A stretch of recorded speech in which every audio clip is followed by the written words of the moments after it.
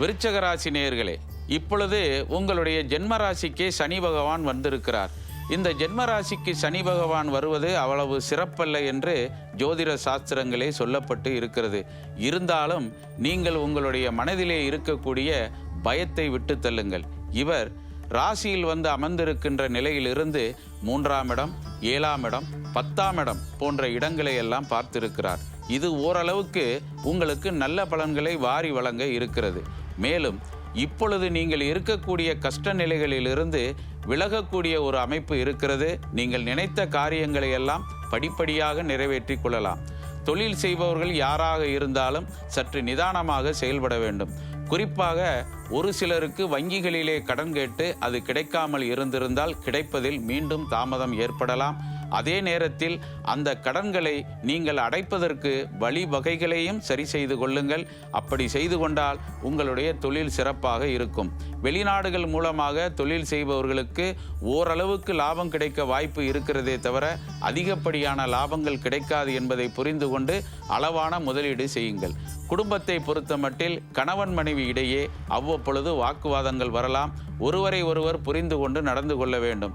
இதில் கணவன் மனைவி இருவருமே இந்த சனிப்பெயர்ச்சியிலிருந்து நீங்கள் உணவில் கட்டுப்பாடுகளை வைத்து கொள்ள வேண்டும். அப்படி இல்லாவிட்டால் ஏதாவது நோய் தொல்லைகளுக்கு ஆளாக வேண்டிய ஒரு நிலை இருக்கிறது. மேலும் உங்களுடைய குழந்தைகளில் யாராவது ஒருவர் வெளிநாடுகளுக்கு சென்று கல்வி கற்கக்கூடிய ஒரு வாய்ப்பும் இருக்கிறது. இதையும் நீங்கள் நன்றாக அனுபவிக்க இருக்கிறீர்கள். இதனால் உங்களுடைய மனது நன்றாக மகிழ்ச்சி அடையக்கூடிய ஒரு நிலையும் இருக்கிறது.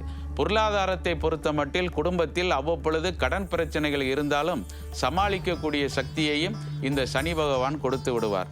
மேலும் பெண்கள் யாராக இருந்தாலும் அவர்கள் வாகனங்களில் பயணம் செய்கின்ற பொழுது இந்த காலகட்டங்களில் மிகவும் எச்சரிக்கையுடன் இருக்க வேண்டும். இது மிகவும் உங்களுக்கு அவசியமான ஒரு ஆலோசனையாகும். எப்பொழுது பார்த்தாலும் நிதானத்துடனும் எச்சரிக்கையுடனும் நீங்கள் இருக்க வேண்டும். அதே நேரத்தில் ஒரு சிலருக்கு வேலை செய்யும் இடங்களில் வேலை மாற்றங்களும் வரலாம். அந்த வேலை மாற்றங்கள் உங்களுக்கு நன்மையை தருமே தவிர ஏதும் தீமையை செய்துவிடாது என்பதையும் புரிந்து கொள்ளுங்கள். தொழிலாளர்களுக்கு மிகவும் எச்சரிக்கையான காலமாகும் இது. நெருப்பு, தண்ணீர் இது போன்ற துறைகளில் வேலை செய்பவர்கள் சற்று கவனமாக இருக்க வேண்டும்.